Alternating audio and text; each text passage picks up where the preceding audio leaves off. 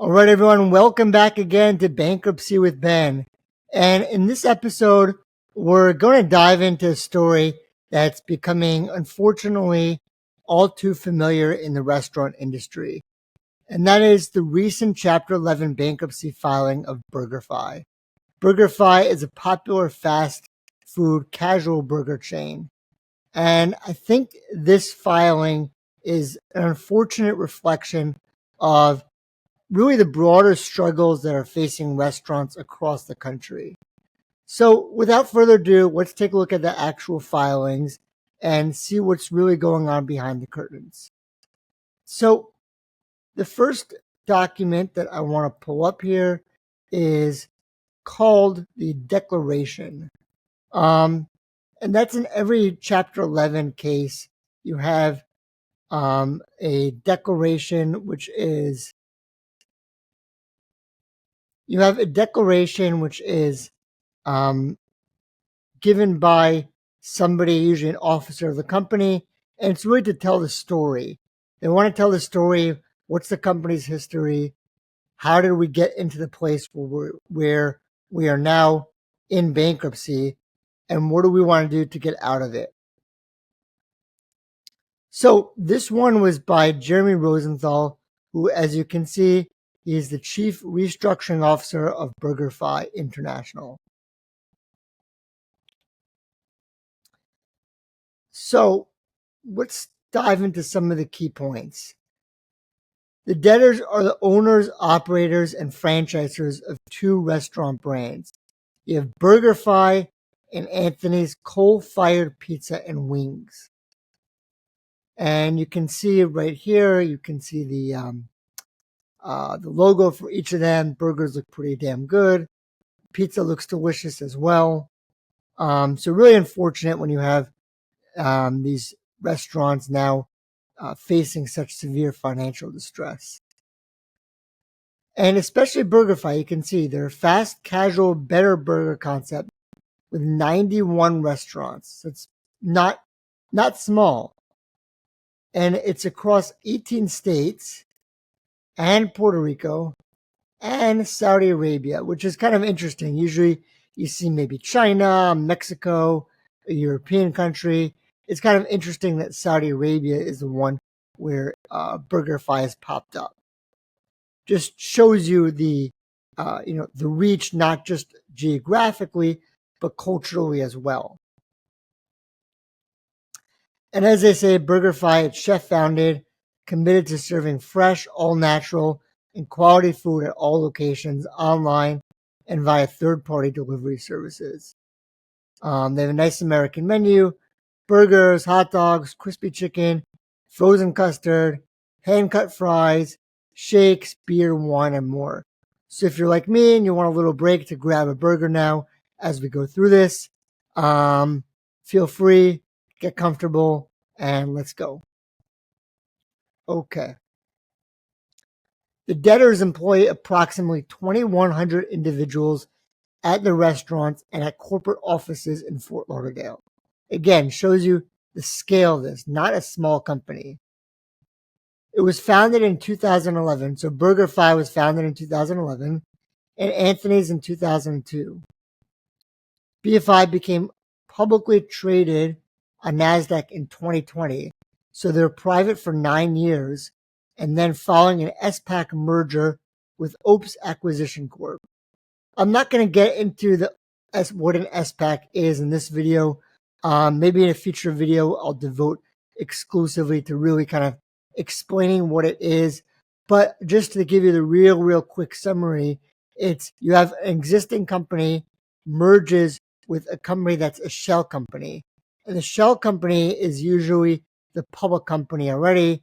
And now, instead of taking the private company through the traditional IPO, making it public, you're just merging it with an already public company, which was created for the sole purpose of acquiring the existing company.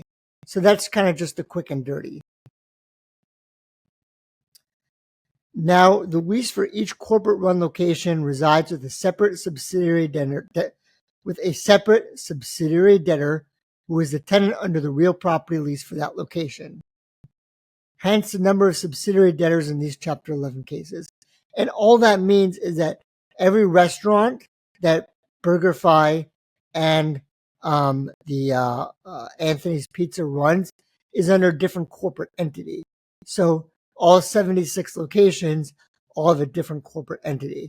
So you have to actually file a different bankruptcy petition for each separate corporate entity, and then you combine them all in one and say, court, this is really all the same business. We just had to file all these different ones because of the fact they're each a different corporate location. They're each a different corporate entity. And not only that, what's also interesting is the debtors, meaning BurgerFi, does not own any real estate. All locations are leased. And that's very important for understanding the asset structure. So as we'll see, they're going to try to sell the company. And what are they selling is not actually any real estate. It's going to be various other items. But the important point is they don't own any real estate. And that actually has major, major implications if you're a debtor and if you're a creditor. Because, for example, if they have 76 different corporate entities, they might have 76 different landlords. Because remember, they're spread out across 18 states, Puerto Rico, and Saudi Arabia. It's very unlikely you have the same landlord operating across all those different regions. And that's very important as well because, one of the things that we'll explain in more depth in some later videos is what are the rights that you have if you're a landlord and your tenant now, like BurgerFi, files for bankruptcy. And what are your rights if you're a debtor? And let's just say you want to renegotiate the lease, you want to get out of the lease. What are you supposed to do? So again, we'll cover all that in a later video, but just to kind of set the stage for you of the different issues to keep in mind. Now, the debtors commenced these cases because of various financial and operational challenges, including underperforming locations, an unsustainable debt burden, and declining revenues. Declining revenues and underperforming locations seem to be kind of two of the same things. But the basic point is we have a lot of debt and we don't earn enough money. Now, with the protection of the court, they want to continue the process they started pre-bankruptcy. Pre-petition means before the filing of the bankruptcy petition. So pre-petition just means pre-bankruptcy, of improving cash flow, streamlining operations, adjusting now closed unprofitable restaurants, and reshaping the footprint and operations for growth. So they're kind of laying out broad categories of what they want to do. No real specifics just yet. Now, events leading up to these cases. Now we set the stage, we set the background. Now, how did we get where we're at? Okay. Now some of the more specifics. Despite the strength of their brands, again, these are very popular brands, they've not been immune to the macroeconomic and business headwinds plaguing the restaurant industry as a whole. So if you remember at the beginning of the video, I said this seems to be symptomatic of the restaurant industry as a whole, and it's not an isolated case here. And what is causing this financial distress? Rising labor and food costs, increasing unemployment, higher interest rates, difficult accessing growth capital, declining foot traffic, and declining consumer spending. So some of these, again, it seems like they're kind of categories of the other, right? So rising labor and food costs is one category. Increasing unemployment goes towards declining consumer spending, right? Consumers are spending less because of the increase in unemployment, means they have less money to spend. Higher interest rates, difficulties accessing growth capital also are basically the same thing, right? Why do they have difficulty accessing funds? Growth capital just means accessing money to invest in the business because it costs more, because interest rates are so high that it's not as cheap as it used to be to borrow money. It's much more expensive. So the more expensive it is, the less they're going to borrow. The less they're going to borrow, the less money they can put in to actually grow the business. And now you have also declining foot traffic, which again is also symptomatic of increased unemployment and declining consumer spending. And that led to significant losses. And now they said, we believe that cannot be operated profitably with the current resources.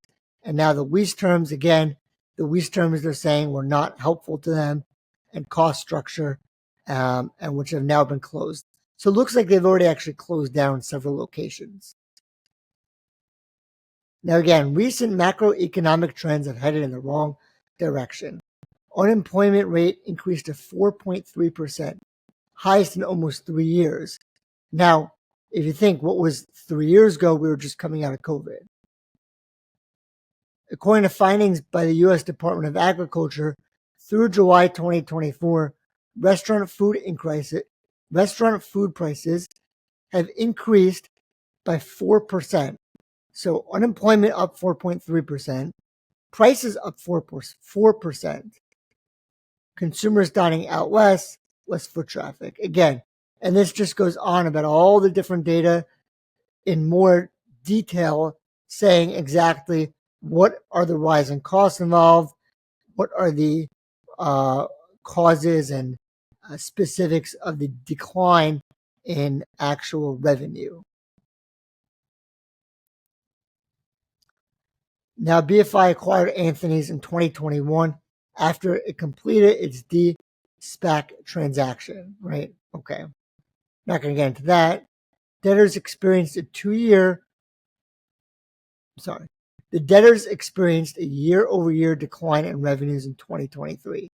So again, further decline in revenues. The losses continued into 2024. So now all the losses piling up, and now they had lenders, and the lenders said, okay, you're now in default, right? So this is a very fancy word. The prior senior lenders, all that means is just lenders, notice defaults. This just means they said, hey guys, one of the provisions of the loan agreement that you said that you're going to do, you stopped doing. So that means you defaulted. You failed to fulfill one of the obligations under the loan agreement. Under the senior credit facility, again, that's a fancy word for your loan agreement. So now what were the things that they did that was in violation of their agreement or that violated their obligations? They failed to make the payments on the loan, and they failed to satisfy minimum liquidity requirements, which again goes hand in hand. Why did they fail to make the payments on the loan? Probably because they didn't have enough liquid. Why do they not have enough liquid? Meanings, and that all that means is they have to have a certain amount of cash all the time, right? So you can't just spend all your money or just pay just enough to cover your expenses. You also have to have some cash reserves, and that's to give the lender comfort that you're going to actually be able to pay them back. And they didn't do that. So what happened is they negotiated an agreement. Now, again, this happens, unfortunately, very often in business that borrowers, something will happen and they will default on a loan for whatever reason. Lenders, more often than not, it's in their best interests to negotiate and work something out, because if they take the hard line and say to the business, pay us now or we're going to sue you, a lawsuit itself can do a lot to just kind of put a lot of tension on a relationship that might already be fraught. You're going to spend money on legal fees. It's going to take you time to recover money. The business is going to have to spend money defending their litigation. And ultimately, what are you going to get, right? If the business is not making money, you can get a big fat IOU saying you owe me $27 trillion. But if the business does not have $27 trillion to pay you, well, good luck collecting, right? So what they often do is, okay, let's see if we can work something out. We want to get paid, says the lender. Borrower, we want to continue to stay in business. So they went into a forbearance agreement, meaning they said, okay, we're going to give you time to pay it back. We'll forbear the money that's owed in right now, and we'll say you're going to have to owe it at a later date. But there's a catch. We're not just going to let this go on forever, says the lender. You have to sell the business because for all the reasons you just outlined in the previous pages, we can tell this is not working out for you. So sell the business, let someone else come in, take over, clean it up. So they agreed to retain an investment banker to market the credit party's order assets. Again, just to sell the business. Now we get into the leadership. Not that relevant for our purposes. Another key point, the need for post-petition financing. Again, the debtors lack the cash to pursue an orderly sales process. Now, you ask, why do you need money to sell something? And that's very important as well, because there's two reasons. One reason is just the costs of marketing cost money, right? You have to pay an investment banker to go through the marketing process, and that costs money in and of itself. You have to send out notices and publications and valuations, put together details about what the company is, right? So that in and of itself is going to cost money.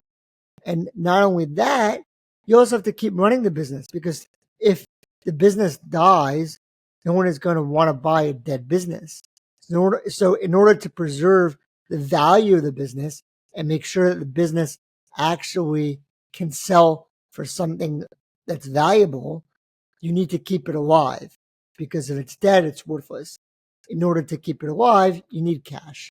So they said, because they lacked the necessary funding, they have to borrow more money, which is what happened. They had an agreement again with their prior lender, and as it's detailed here, they ended up entering into an agreement to borrow even more money. Now they talk about first day motions. Again, that's typically the kind of thing where it's more kind of administrative. For example, they say we want to be able to continue to have electricity, right? Especially in a big company like this, they need ovens. As I said, they have coal ovens to power their pizza making abilities. And if an electric company says you're in bankruptcy, we're not going to continue to give you service, well, then you're dead. But you need permission from the court in order to do that. So it's that kind of thing, these kind of more administrative things that are involved in the administration of the business. So you have a bunch of motions, and they're all called first day motions because you file literally on the first day of the bankruptcy. Because if you have a pause between the time that you file the bankruptcy and the time that you file the motion, well, that interim period, the business can be severely damaged if, for example, there's a pause in, let's just say, as we said before, electric services and gas services and utility services. So you need all that done right away to ensure the business can operate properly. All right. Now, the conclusion, they just say, we want this done in the most expeditious manner possible, meaning they want to do it quickly. And we're going to cover one more document in this case, and then we'll wrap it up. But it's going to explain that they want to sell the business and they want to sell everything very quickly. The last thing just for this document that I want to show is the structure of the business. This just gives you an idea of how the business looks in terms of the structure. You have BurgerFi International as the parent company.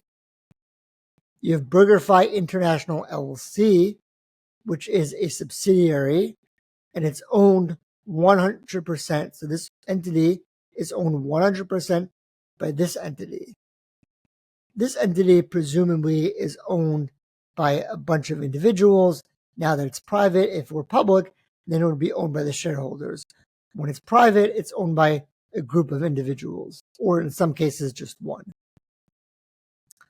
But BurgerFi, you can see they're responsible for all the various burger restaurants.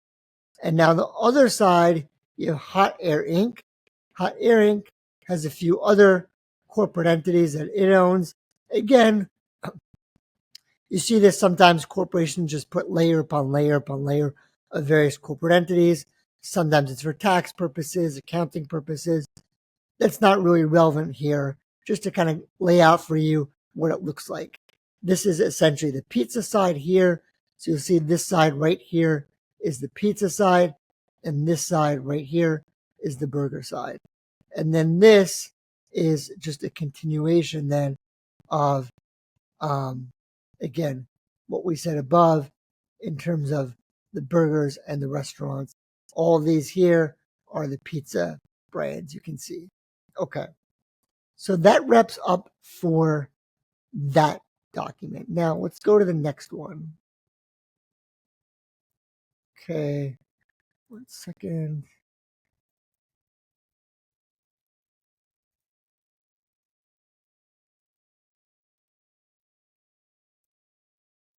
Okay. So the next one is the motion where they're asking the court permission to approve the sale of the business. Not the sale of the business, but approve the procedures for selling the business. And the important thing is that they want to sell it. They're not looking to stay with the current ownership structure. That ownership structure is not working out. They want to sell it. So you can see hereby move for an order establishing procedures for the sale of the assets. So if you want to sell it, it's not just a yard sale where you kind of, you go out in your front yard. I used to do this when I was a kid. We'd set up a lemonade stand, lemonade 5 cents. And then anyone who wants to come by, oh, I'll give you, a pitcher for a quarter, a glass 5 cents, a pitcher a quarter, right? It doesn't work like that. These big companies, you have very, very clear procedures that you have to follow in order to sell it in the context of a Chapter 11 bankruptcy. So preliminary statement, they commenced the bankruptcy on September 11th to implement a value maximizing transaction through a sale, meaning they think the best way to maximize the value and get the highest return for the business is to sell it in bankruptcy court. That is what they think. And again, as they described below, in the prior supporting declaration that we just read through, they engaged in a marketing process with their investment banker, Kroll Securities, and included making contact with more than 130 potential buyers. So you can see the vast impact. It was a huge, huge undertaking, a very, very large process. All right. Again, very large company. They operate 67 restaurants, franchise in another 77 restaurants, and employ more than 2,100 people. Of those potential buyers, right, they contacted 139 potential buyers. Here, it looks like they said a different number up here. Oh, they said more than 130. Now here, they just said the exact number. Okay. So 139 potential buyers. Of those potential buyers, 62 received the CIM.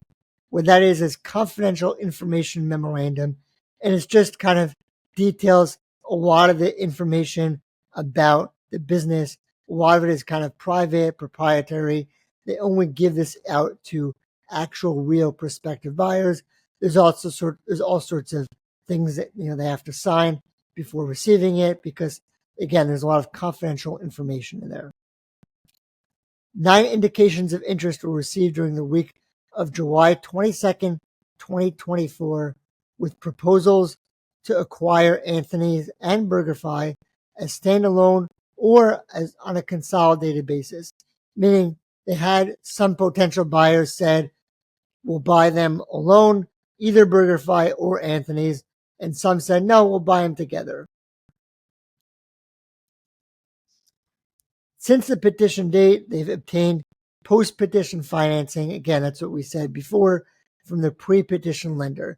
And again, that's very important because the pre-petition lender, they want to work with them because that's in their best interest. They want to get paid on their loan. The best way they think in this scenario is to work together. And I think that's very important in bankruptcy. I see this from both the debtor side and the creditor side in my practice, is that I have parties who are so hell-bent on being right rather than coming to the table and working out a deal that makes financial sense for everybody. Because you don't want to cut your nose to spite your face, either as a debtor or as a creditor. And very often emotions get involved. People say, lenders will say, I want 100 cents on the dollar. Debtors will say, this lender was an absolute jerk to me. They never work with me. They're already rich. They have businesses all over the country. They shouldn't get a penny. Well, if the lender doesn't get a penny, and they're not going to ever want to work with you, and they're going to want to liquidate your business, and then the debtor is going to go kapoof and go under, and you'll lose your business. Same is true on the reverse. And I see this a lot. If a lender digs in their heels and says, I want 100 cents on the dollar, well, again, you can't squeeze blood from a stone, right? So if the money is simply not there, what do you want, lender? Do you want to just then push to liquidate the business, in which case you're going to get pennies on the dollar? Or let's work together. Let's try to come to a deal. Let the business continue to operate, generate revenue, and you'll get paid something. Maybe not everything, but something. And there's a lot of different ways this can work, right? You can always be creative. For example, one thing that I've seen, I've personally worked this out on a number of occasions when I've represented debtors, is you do what's called a balloon payment. So sometimes debtors, and I've seen this, they take out these very, very large COVID era loans, especially if it's a small business, and they take out $1 million or $2 million loan. It's a lot of money for them. Sometimes it's even $3-4 million. And if the business can simply not afford to make the necessary payments to pay off this loan, especially if it was a short-term loan, sometimes we've done something along the lines of you extend the term out. So instead of the loan being payable in 5 years, you make it payable in 10 years. And then in 10 years, you do what's called a balloon payment, where the remainder of the loan that's not yet paid off after 10 years, which sometimes, let's just say it's a $2 million loan, you might have another $1 million left to pay at the 10-year mark. So that then becomes due. But then in 10 years, they can refinance and they can get another loan to pay off and essentially refinance that creditor. And that allows everybody to kind of not necessarily be happy, but at least money's coming in on all sides. The lender's getting some money back, the debtor's operating its business, there's revenue being generated. And again, that's just one kind of solution that I've worked out among many. So just things to keep in mind from both perspectives. Now, I think this might be the last point we're going to cover, is the proposed schedule. The debtors propose to solicit bids and effect a sales transaction on the following schedule. And this here lays out all the dates beginning with October 7th and running through October 31st, from start to finish, to begin the sale and close the sale. So all of it is going to be done in just over a month from the time that they filed this. They filed this on September 20th, and they're going to have everything closed by October 31st. So a super duper expedited process. So again, these are all just various dates in the procedural sequence. For example, the bid deadline, October 18th, meaning bidders have until October 18th to submit their bids. So it's not like, what happens at, let's just say, a state foreclosure auction where, you go to the courthouse steps, you see this maybe in old Western movies, and, you're selling something on the courthouse steps and everyone's shouting out different numbers all at once. That's not the way it works. You have until, in this case, 3 days before the actual auction to submit your bids. Then the auctioneer has a list of all the bids, meaning the prices, the terms, all complete list. And then the auction itself is held on October 21st. Now, I just put in a little note here just to explain that if you put in a bid, you can modify the bid in real time at auction. If you did not put in a bid, then you're not allowed to put in a bid at auction. You're going to be excluded from the auction process. If you put in a bid and you see bids going in a certain direction, you can certainly increase your bid at auction. That's fine. And now they have until closing, meaning they want everything to be done by October 31st. And the closing means when the sale is actually consummated. So at the auction, they just put a down payment. Same way when you buy a house, you go into contract. When you go into contract, you put a down payment, and then you got to do a whole due diligence process, all sorts of other stuff. You have to have it approved by the bankruptcy court in this situation, and then you close, and the sale is consummated. They want it to be done by October 31st. So you see a really super, super expedited timeline. All right, let's see if there's anything else that we want to cover. Those are kind of the main points. Let's just quickly skim through this, see if there's anything else worth noting here. Again, these are just kind of some of the procedural stuff, but I think we've covered pretty much the nuts and bolts of it. So let's just see here. Anything else? All right. Yeah. So again, that's pretty much it for that. So we've covered a lot of ground. All right, we've covered a lot of ground. And again, the point of this was to give you an idea of some kind of inside baseball, taking a look at what is actually happening. How do they get there? This is important for both creditors and debtors alike. If you're in any industry, particularly in the restaurant industry, and you're hearing these things I'm discussing, and you say some of it is sounding a little bit too close to home for me, or if you're a landlord and now you're saying, yeah, one of my tenants is now in bankruptcy, or they might file for bankruptcy. My hope is that this video gives you an idea of how to think about these issues, how to navigate this world of bankruptcy. Anyways, that's pretty much it for today. If you liked the video, if you enjoyed, hit the subscribe, hit the like. If you got value, add a comment, and we will see you all on the next one.